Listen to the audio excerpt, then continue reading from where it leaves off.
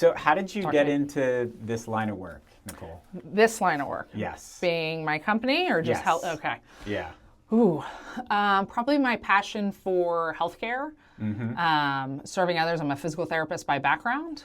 Okay. So that's what you went to school for. I went to school trained for. as a physical therapist. Yep. So I have my doctorate in physical therapy. Okay. But I've always loved business. I've also always loved real estate and housing and renovations. Okay. I've dabbled into some consulting stuff for past patients of mine, as well as community members if they've had an accident or something. I've done some consulting work in that capacity. Gotcha. So that kind of, when you look back on your career, it's like all the stars aligned. Yeah. And then this company was born really from a need that I saw, bridging what our healthcare systems can offer and then also what our community can offer and connecting those dots. Yeah. For people from the perspective of ensuring that a home is safe, not just a person, and then aligning with that person's goal, I would say. So you've been in the healthcare industry pretty much your whole career. What was it about the healthcare space that kind of drew you towards it? So I had a personal experience when I was young, and I used a lot of healthcare services, and physical therapy was very important to me during that time. And, being then an athlete, you get a couple injuries, you're like, this is really cool. And then I also realized I don't do well behind a desk. Yeah. Put me out in the community and with people. Right. So that kind of drove me into the line of physical therapy and healthcare. Picking that role specifically, I felt very passionate about helping people gain back their new independence, whatever that is, whether it's post-injury or I worked right out of the gate with patients with neurologic injuries, so brain injury, stroke, spinal cord. Oh, wow. And that's really where my passion started. And then took my next job doing work at home, people's homes, so home health. And then just fell in love with being able to serve my neighbor and serve my community in that capacity. Okay. It's very an intimate level of care that you can provide to somebody in their own home. So you were initially working with people that had brain injuries and things like that? Yep.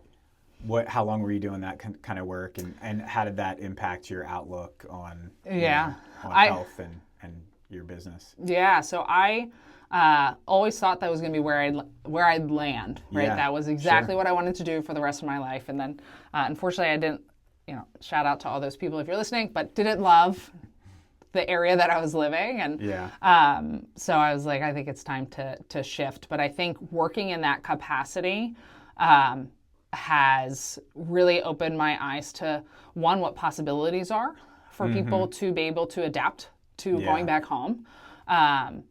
People are capable of doing amazing things. And combine that with how our bodies react to certain things. And putting those together really aligned with me of how I want to continue to support people hitting their goals, no matter their age or ability, or what medicine may say or healthcare may say, this is where you're going to be at. No, things can ebb and flow. And it really taught me how to listen to a person because what might be my goal might not be theirs. So I think physical therapy in general taught me that. And I think that's something I always, whenever I had students, really, it's kind of informing you, listen more than talk. We may know what may help them, but if that's not aligning with their goals, we have to maybe come up with a different strategy. So I think being able to listen, taking the unique circumstances that everybody has or everyone's coming in with, and setting them up for success, whether they go home. From the hospital, when you're working in the hospital, you don't necessarily get to see what happens thereafter. So you could have everything set up. You have a custom wheelchair or equipment that they need, custom bed that they need. But if it doesn't fit in their home, they're not going to use it. And so that's why when I transitioned to the at-home work, I was like, okay, we can actually do some pretty amazing things at home. So taking that knowledge and intensity that I had and then adapting that into the home health world, was able to connect with great community partners when I was in there. And, we were doing everything from 3D mapping of somebody that hadn't had a wheelchair for 10 years and couldn't get out of their second floor because they didn't have anything. Gosh. I brought a vendor up and we did some 3D mapping and, Wow. and got this person the equipment that they needed. And, it's really, you don't have limits on it. Right. The constraints are your own. And so being able to listen to my patients and what makes them tick in their life really kind of helped me form the foundation of my company, and it is to serve with the background that I have. So if I came to you if I met you at a party or something like that, and I said, "Hey, my name's Caleb," you said, "I'm Nicole," and I said, "What do you do?" How would you explain that to somebody who just doesn't even know anything about the industry or what have you? Explain it to me like I'm a pretty simple person, which I am. So. Yeah, no worries. Hi, Caleb. I'm Nicole. Good to meet you. Yeah, nice to meet you. I would say my company empowers people to live in the place that they call home, regardless of their age and ability. And so my goal is to provide education, awareness, and empower people to make their decisions proactively to stay home. And so that could be an adult child, that could be for an aging adult themselves, saying, I want to stay here, or at least want to start out staying here and figuring out what changes need to happen to my home. And so I can do everything from consulting with a family, like, do I stay or do I go, to taking somebody through a home safety assessment, a comprehensive home safety assessment of their entire home. Right. To say, hey, these are some things that we should look to change now, maybe things in the next year or two, or proactively in the future. Talk to me about, so you mentioned just now the should I stay or should I go conversation. That's, of course, very interesting to me. I'm a real estate agent. I help people sell their homes and then downsize. A lot of times I'm helping them move to a retirement community, right? And for some people, that's a great path and that makes the most sense.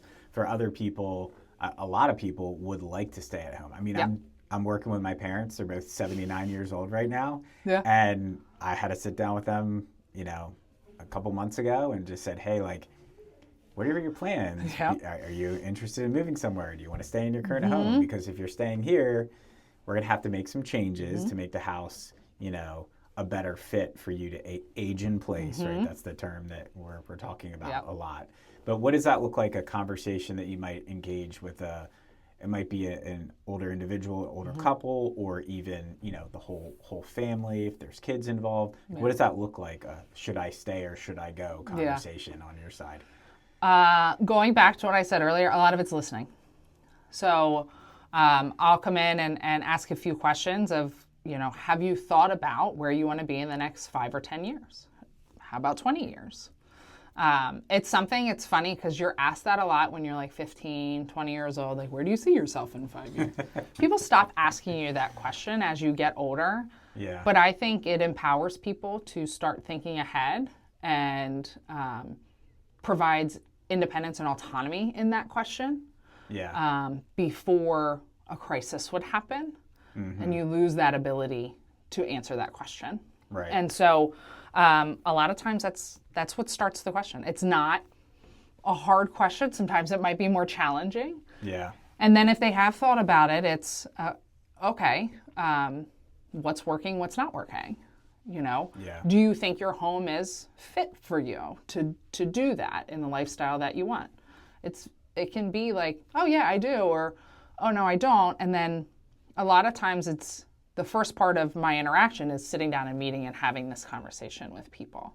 Right. If people have thought, oh no, I'm just going to stay here for the next 5 to 10 years and I already have my name on this list, this is exactly where I'm going, great.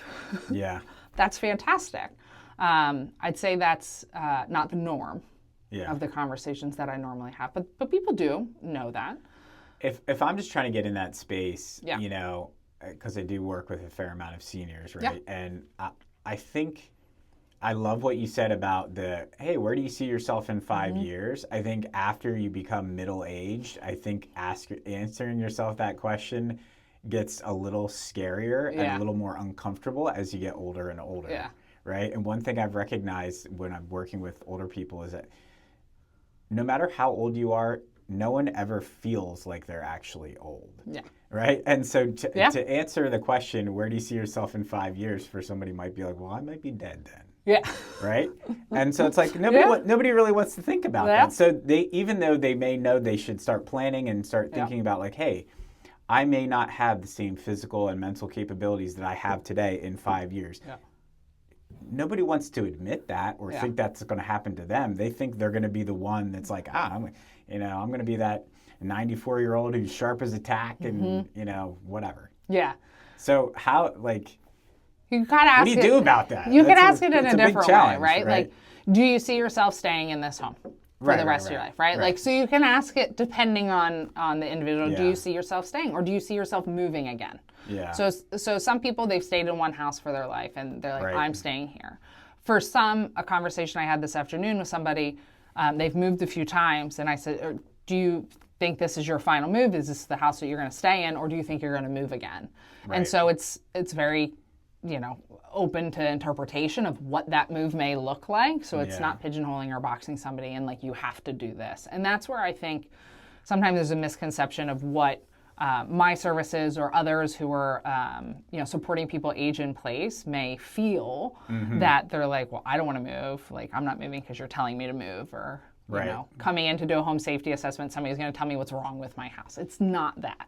Right. It's very open and aligning with people's goals. To start that conversation, I've asked the question of, do you see yourself staying here or going somewhere? Right. And I've had clients, they were, in their mid-60s starting this kind of conversation of, are we going to stay or are we going to go?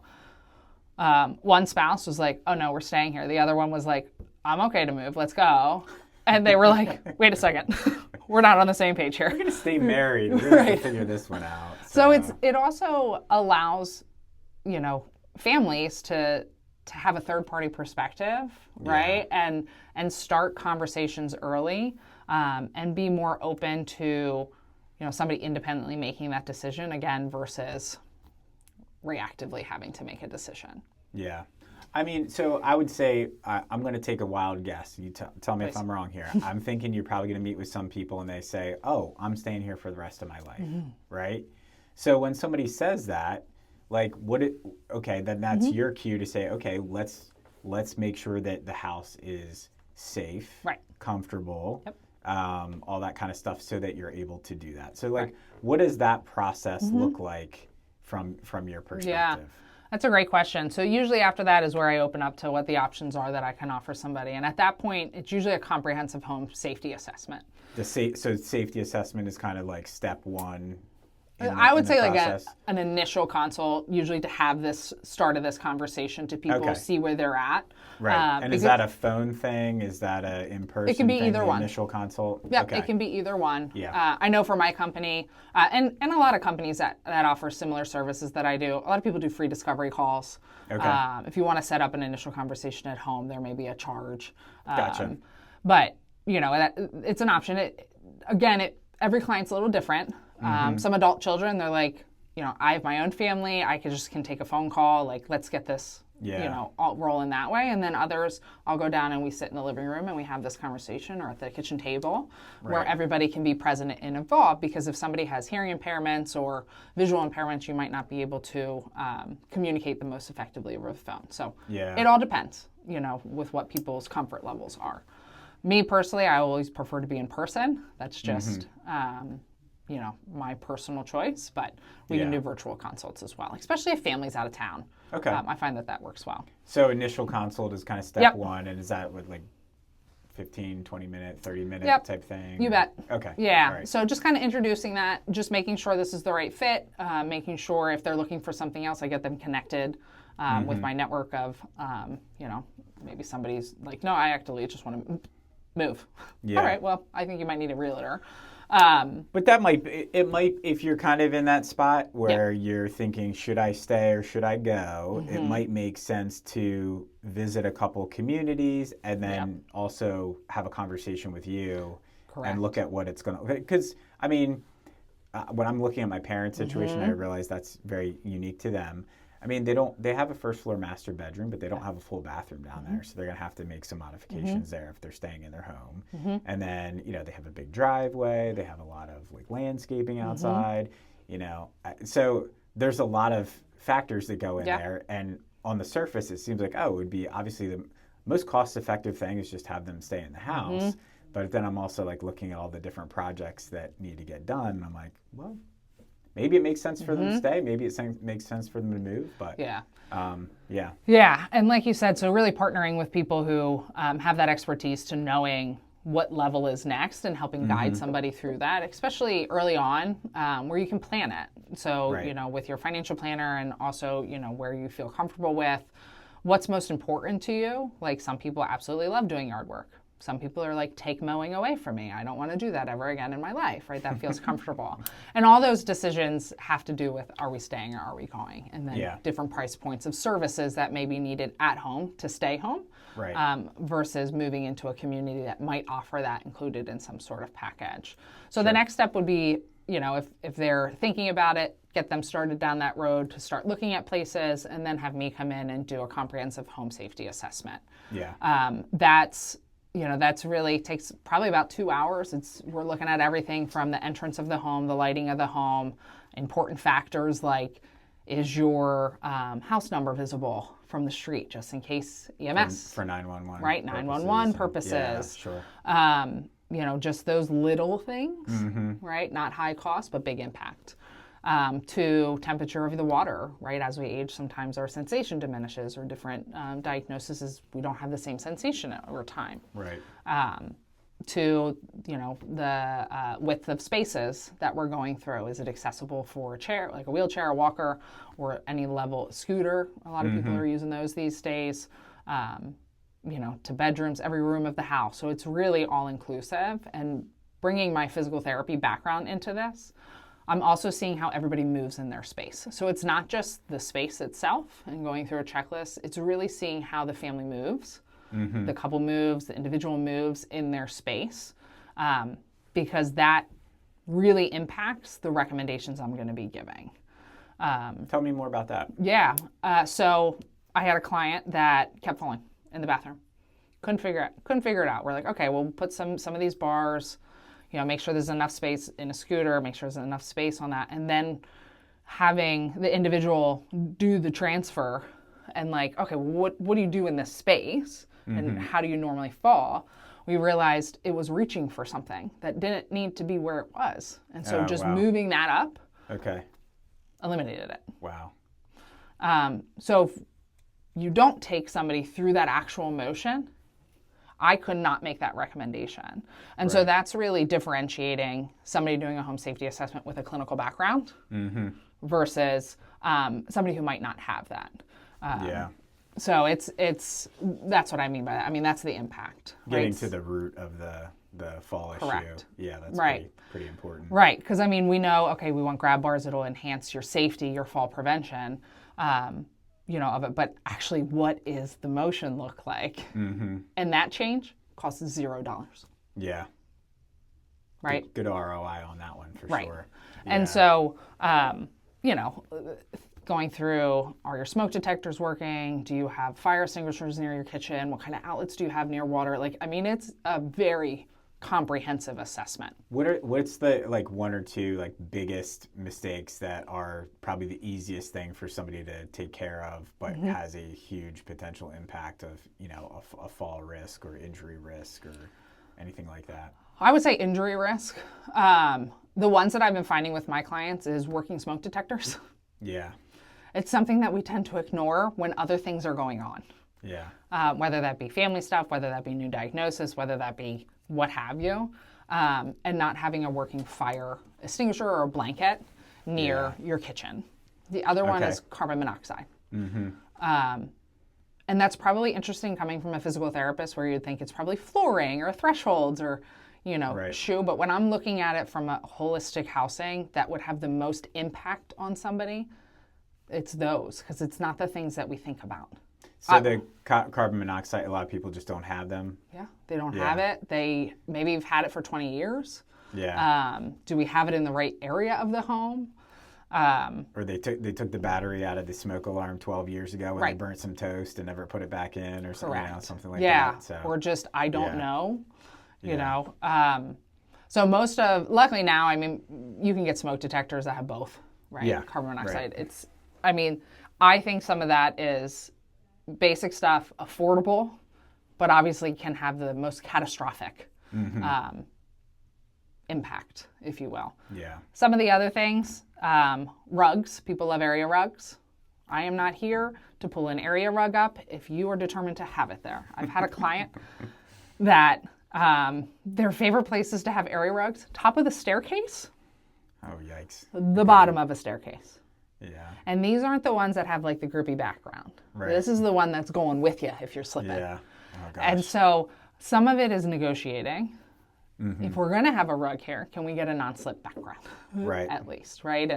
And so those are kind of those slip, trip, and fall category things where they can make a big impact. Because if we don't have a non-slip back on something, you have to think about it, right? You have to think about where you're stepping, where that takes more energy than it does if you're like, oh, I have the confidence that this rug is going to stay here when I'm taking a step. It doesn't take as much effort to do that. And that's all talking about how, you know, our body moves and our brains move even without us thinking about it.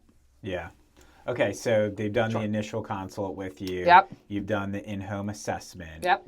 And then what does that look like once you've come out and visited at the house? You do some kind of written report or something? Yeah. Or, okay. Yeah, so the comprehensive assessment that I do, you get a whole written report of everything we talked about, room by room, what we talked about, what some recommendations are, and then you get an organized game plan, I call it.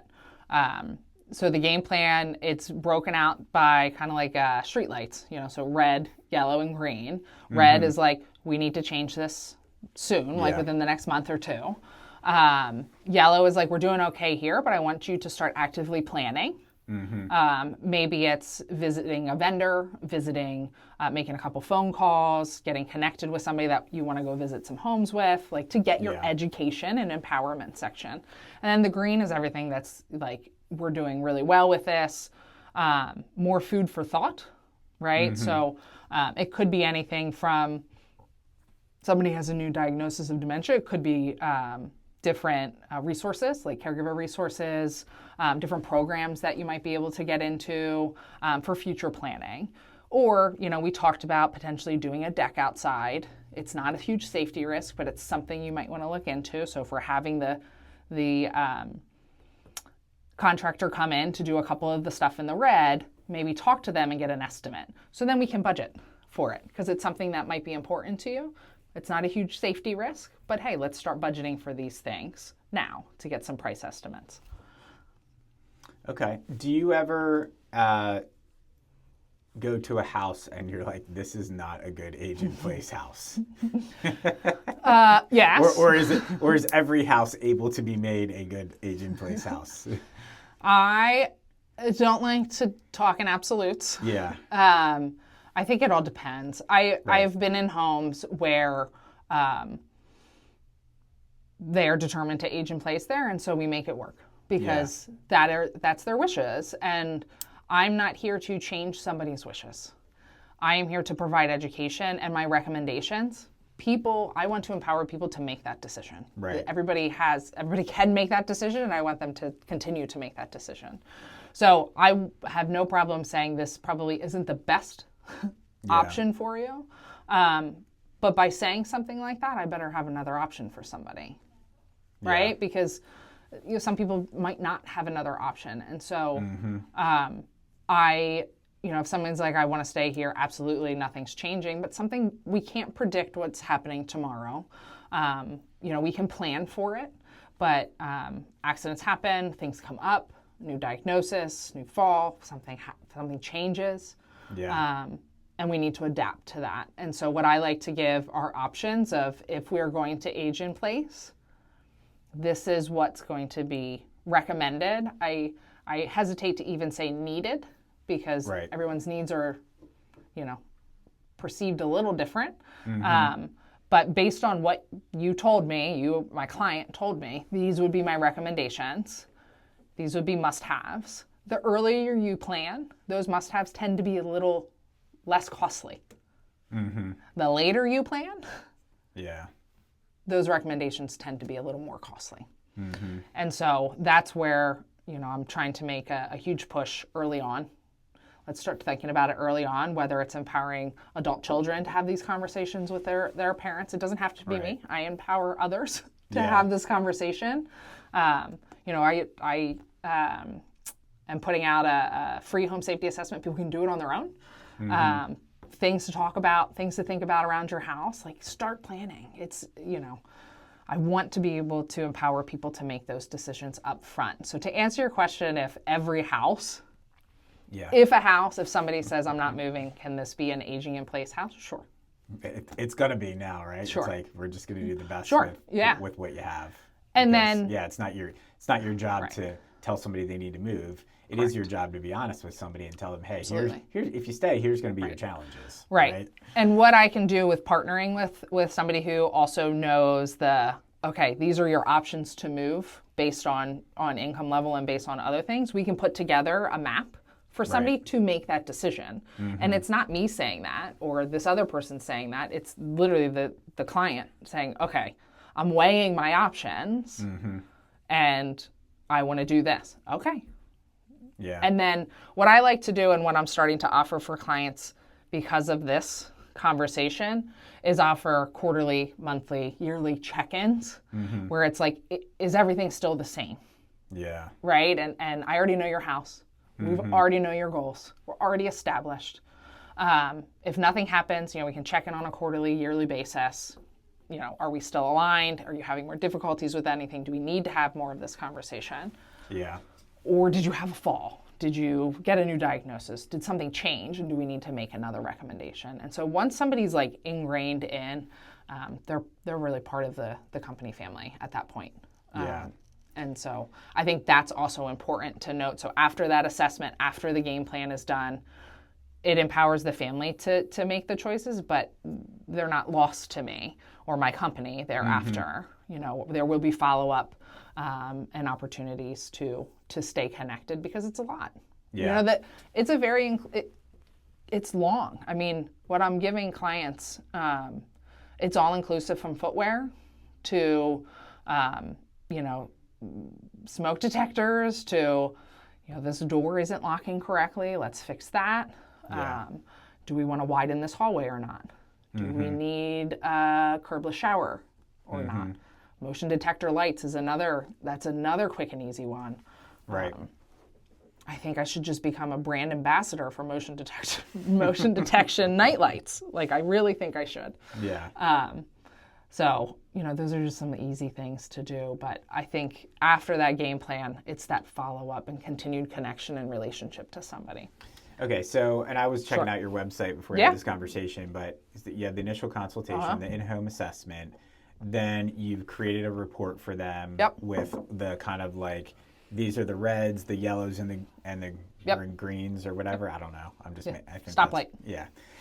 With priority, right? These are the things that you need to get taken care of ASAP. These are a little bit maybe less urgent, but still important.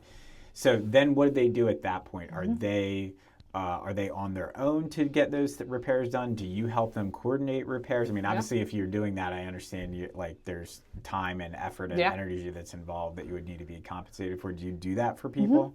Okay. Yeah. So my company offers that if somebody would like to have that type of service and that type of shoulder to shoulder work so let's say we have a client who is going to redo a bathroom, has a bathroom remodel. Right. I can either work with, I have a vetted list of vendors that I could recommend that the client works with, or they can, if they have their own contractor they've worked with for years, by all means, and then I can consult with them.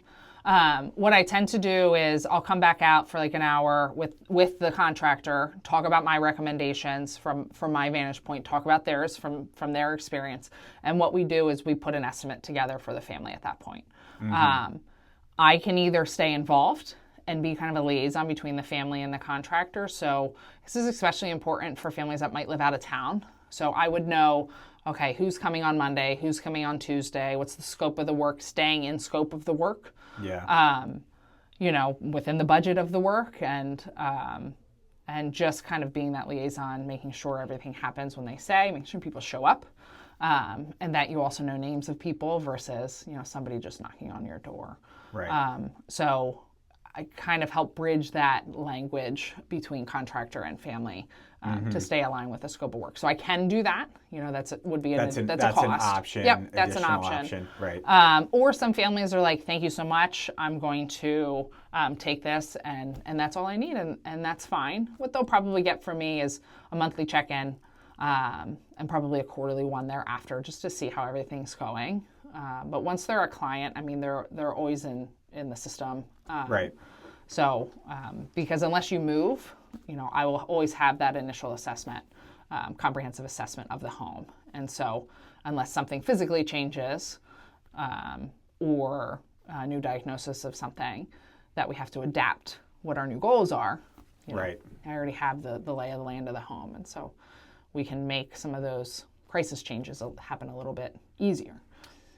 Let me ask you this. So I'm imagining that there's somebody out there listening or watching to this right now who is thinking, I need to sit down with my aging parent or parents and have a conversation with them about their future, about their plans. Like, even just I do this for a living for people, and it was still a little awkward to do that with my parents.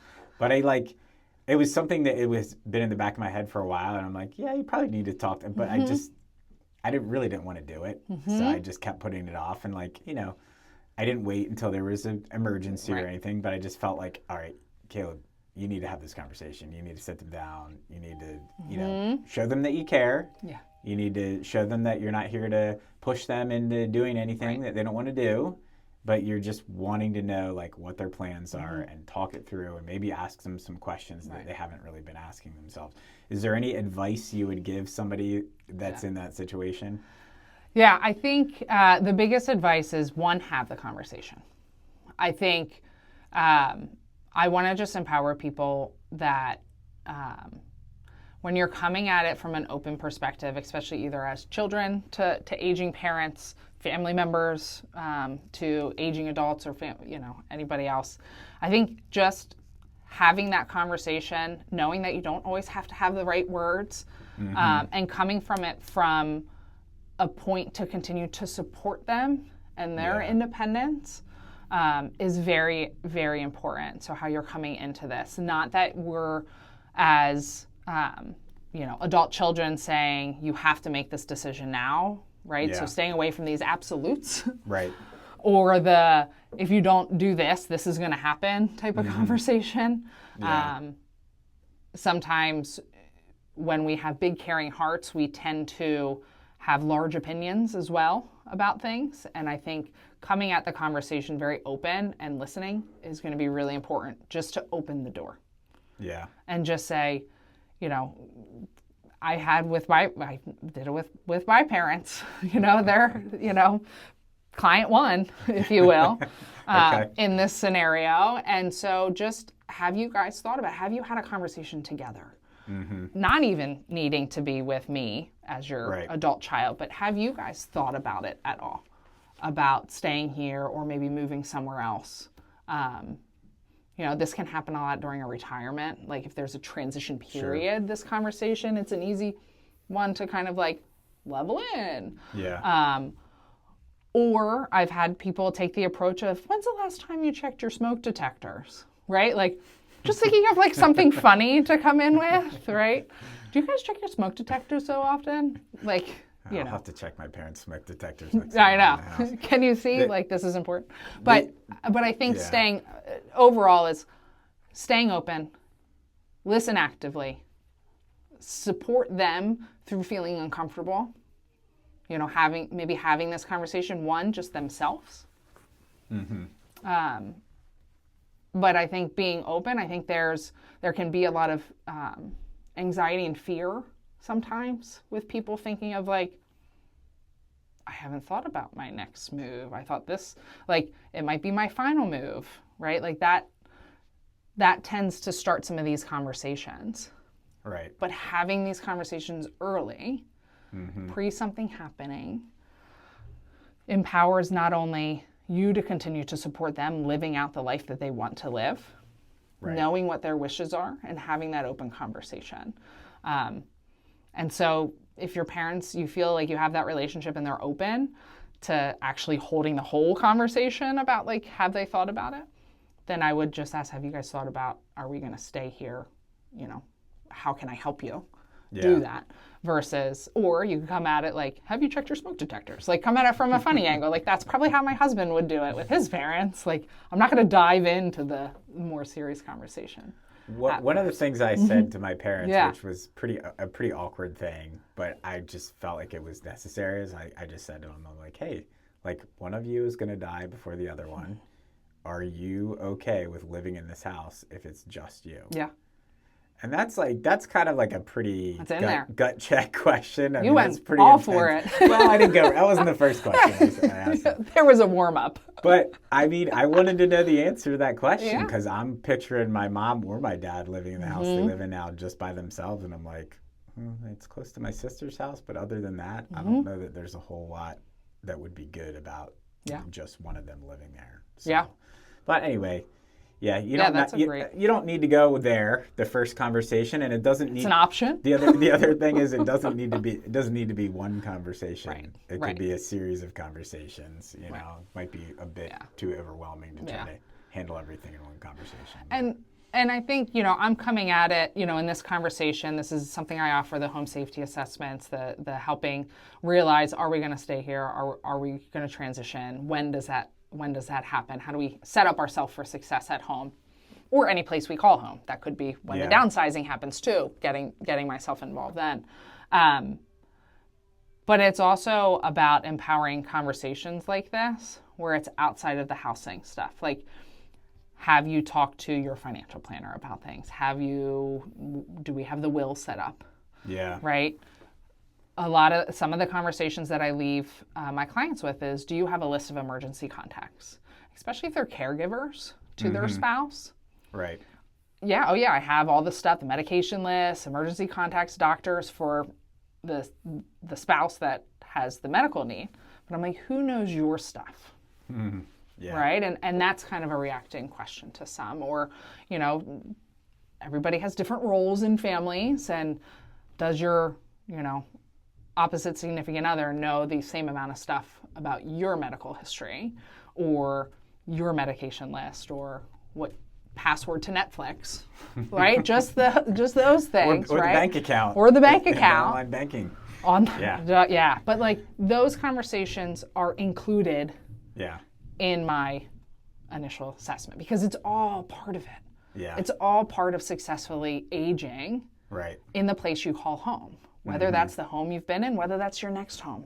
Right. But it's like starting those things and chipping away. And, you know, we were talking a little bit before we started recording about, you know, compound interest or staying, the word I'm using a lot is staying consistent. It doesn't have to be a mountain. You know, these can be molehill conversations that add up over time so you're prepared. So either, you know, if something happens to one spouse, is the other spouse ready? Yeah. Or the kids. The adult kids. Nicole, so when you're working with your clients, if you had to estimate, what percentage of people are coming to you because they've recently had a major health incident, a fall, you know, what a diagnosis, and then what percentage are more just kind of like, hey, we're good now, but we want to plan for the future? Yeah, I would say maybe like a 60-40 at this stage. 60% more 60% more event. More event, or the event now is starting to escalate in some way, right? So they may have had a diagnosis 2 to 5 years ago, but we're able to manage. And now it's becoming, okay, we may need some transport. We really want to stay here, but we're having more falls. You know, things like that, or we notice something big is coming and we want to plan for that. Or something did happen and we need to fix it now. Yeah. So I would say that's probably 60, maybe even scooting to 70% of the work. But I'd love that 30 to 40% to grow larger. because I really think that's where the impact can be. And some of that's just, myself, with others, just going out and educating. Because education is such empowerment, right? Knowledge is power, and having that and knowing who to call when. Yeah. Right? And not feeling, stuck into a pigeonhole decision is just so that should or could give somebody that confidence, right? And building that confidence in somebody is so beneficial in longevity and the type of longevity that you want to see. Things come up, and we're always here. But yeah, I would say about 60, 70 is usually after an incident or a new diagnosis, or something happens, or falls are the big ones, right? And then also, the other side are those proactive planners. So really those 55 to 65 or 70s that are still working, that are making that transition to not, and taking a look at the bank account and okay, are we staying here? Are we going? And those are really where these type of conversations can be really empowering, as well as to the adult children of those folks. How often do you have the whole family or a kid or multiple kids involved in this process? At this point, not as much as it probably will continue to happen. Okay. I think family involvement is always at different levels of comfort for some people. Some people I've noticed with, that may have had a diagnosis for a few years, the family's already involved in different levels. It's just making sure that, everything's kind of written out, and the focus isn't just on the person who might have more of the medical stuff going on, that it's also on for the other spouse as well, or other individual in the home, because sometimes that gets overlooked. And so making sure that holistically as the family unit, everybody's on the same page. So if I have an older client and kids aren't involved, I respect that. That is Sure. their choice of who's going to be involved and who's not. So I'd say it's it's client specific. A lot of my clients have tended to be a little bit younger. Okay. So they've not quite been as involved, but I've had a few phone calls recently that are happening with more adult children advocating. Could you give me a brief story of somebody that you've worked with recently, obviously without telling too many details, but just an example of somebody that's man, this was a really good opportunity for me to be able to help someone stay in their home that had some serious challenges in front of them. Yeah, I think going back to that, I'm going to go back to that client that I had do the transfer on the toilet that was falling in the bathroom. Yeah. Just making that impact, that change, impacted the ability to either be sitting on the floor or stay sitting on the toilet. And so just by having them transfer, that's, no cost to anybody at this point. And I would say for that individual client, some of the win going through that comprehensive assessment was also empowering them with a list of vetted vendors. So do you have an electrician to call? Because this is somebody who didn't normally do those things. Yeah. The other spouse did. And so who do you call for that? Who do you call for this? Getting connected with a contractor that can stay here now, but can also be a phone call away for them down the road. Trusted. That's big. They meet them not only with me, but they can have that relationship themselves, external to the work that we do. Because again, knowing who to call is really important in building that confidence and staying home. So I would say that, and just being able to look at the house holistically, and for this client, because as we were doing the transfers, we were barefoot. And it's all right, well, is that how you normally like to be at home? Because I know my footwear changes at home. And so I'm not going to say somebody needs to wear a certain footwear if they're absolutely not in my home, right? Shoes are off at the front door. Right. So adapting to that, because that's going to impact on how he moves throughout the rest of the home. And so if I'm going to make a recommendation, we also have to see how somebody's moving. And that's big, right? Footwear is a big thing. Yeah. The other thing that were some quick wins there, everyone's probably going to be like, oh, Nicole's going to ask about the smoke detectors again, right? And so I asked about the smoke detectors, and she was like, not sure, this and that. And normally I would go check them for them if they haven't. Right. But we were gotten talking about something else, and so I called her up the next day, and she was like, wouldn't you know? They started beeping the day after you left. And I was like, well. So they got them all changed, right? Like, so those are, to me, like just having that gives that security, builds that confidence that we're going to continue to succeed at home. And being able to empower somebody with that, you know, whether it be the caregiver knowing that, okay, my smoke detectors are working, let me worry about some other things now. I think that's empowerment right there. And so. Yeah, I think that, I mean, what you touched on, knowing who to call, it seems like a little thing sometimes, but that's such a big thing because as a senior, I know a lot of the people that I work with, they've had people that have done their electrical or plumbing for years and years, and then they retire, and then they're like, I don't really know who to call. Right. And then, of course, like as a senior, you're kind of like on edge. Is this person going to take advantage of me, or is this person somebody I can trust? And so to just have somebody that you've already vetted and you've already used on previous jobs and they've taken great care of your clients is a big win. Yeah, right. And then it's not just a name and a 1-800 number. You know, you're gonna get the name of an individual. You're gonna get their information of their company.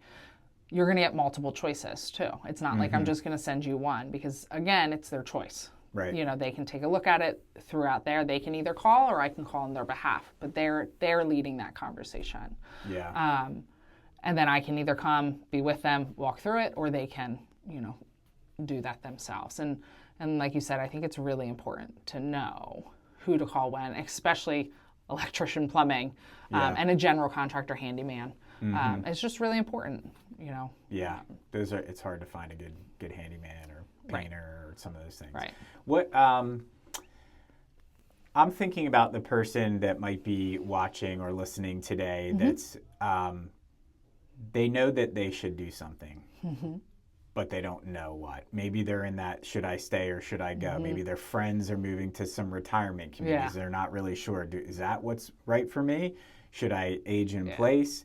And then sometimes like the biggest thing I try to combat, and it's hard, is the overwhelmed feeling, right? Because if you're feeling overwhelmed, the tendency is to do nothing, right? But in and of that in and of itself is a decision to do nothing. And so it's like, okay, what happens if I do nothing, right? Like, so then you're definitely waiting till it's more of a you know, urgent need or something that's, you know, it eliminates your choices in a lot of cases if you wait until you have to do something rather than, you know, are a bit more proactive. What advice would you give that person who's just kind of feeling overwhelmed by this whole process? Maybe they've lost their spouse in the last couple of years and they're making decisions that they used to make together as a couple, and now they're making these more on their own. What advice would you give to that person that might be kind of on that verge of overwhelm? Yeah, my first is let's connect. Let's have a conversation.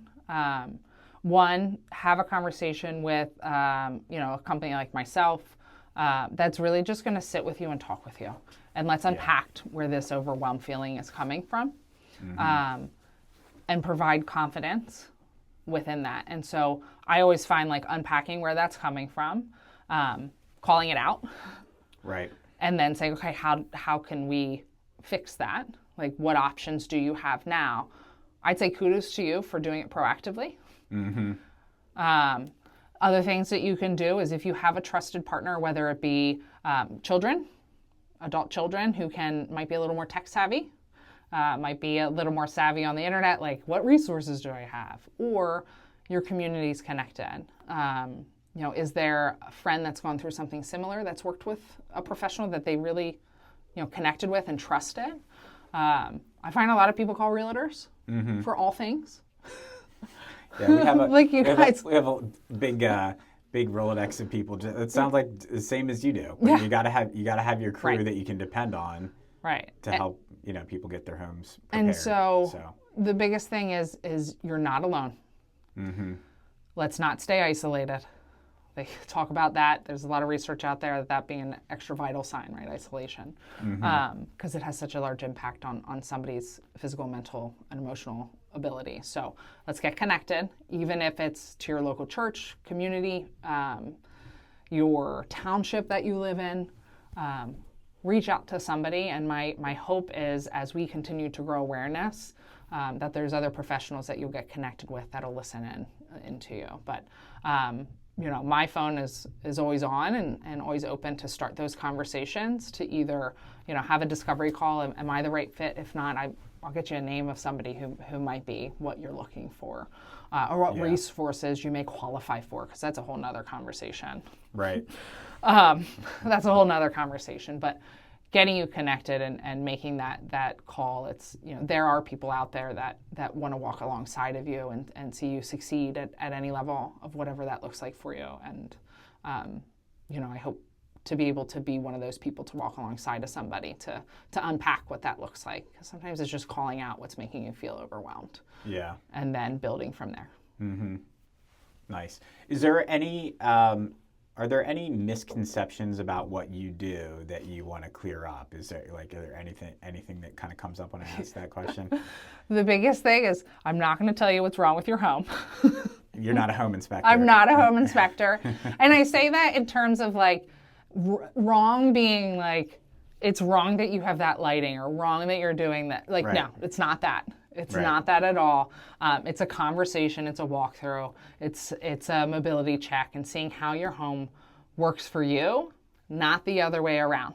Mm-hmm. You may have the most beautiful things, and then you go to downsize into a home that's half the size. We might need to rethink the furniture. Right. Because it may no longer fit. And there's always emotional attachment to things. And so, we're not, I'm going to speak for my company, we're not coming in there and saying, you must do this. It is a conversation. It is a partnership. It is a relationship to allow you to hit your goals. So I think that's a big one. We're not coming to say you're doing this wrong or you have to do this. Yeah. I think sometimes people perceive that. But that's not the case. It's really an empowerment, and I want people to leave more confident than when I came. We didn't touch too much on fall prevention or fall recovery techniques a little bit today, but I think that's always a big preconceived notion is there's a lot of talk about fall prevention techniques. So we talk about home safety and fall prevention are kind of they're one and two. If you don't talk about fall prevention with home safety, is it really a home safety assessment? Okay. One of the biggest things that I will say in every conversation that I have, falls are not a normal part of aging. I'm going to repeat that. Falls are not a normal part of aging. They are not inevitable. They are not, I'm getting older, I'm going to fall.